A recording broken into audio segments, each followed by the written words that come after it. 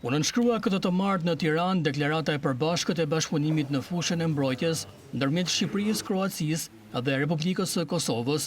Dokumenti u firmos nga Ministri i Mbrojtjes i Shqipërisë, Piro Vengu, zëvendës kryeministri dhe Ministri i Mbrojtjes i Kroacisë, Ivan Anosic, dhe Ministri i Mbrojtjes i Kosovës, Ejub Maqedonci. Bashkëpunimi synon forcimin e aftësive mbrojtëse të 3 vendeve, zhvillimin e industrisë dhe teknologjisë së mbrojtjes, si dhe përmirësimin e ndërveprimit ushtarak në rajon. Ministri Vengu në fjalën e tij deklaroi se kemi një vlerësim të përbashkët të kërcënimeve dhe një mjedis sigurie të brisht. Në këtë kontekst, angazhimi ynë për zhvillimin e kapaciteteve tona mbrojtëse është më i fortë se kurrë.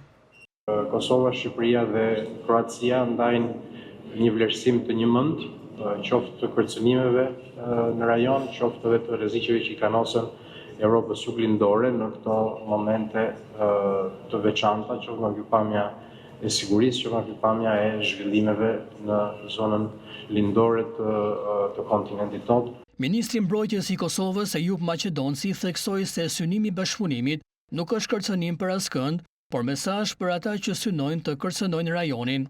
3 vendet tona të cilat ndajnë vlera të përbashkëta dhe interesa të përbashkëta janë të bashkuara për të përballur me çdo kërcënim dhe rrezik që synon destabilizimin e regionit.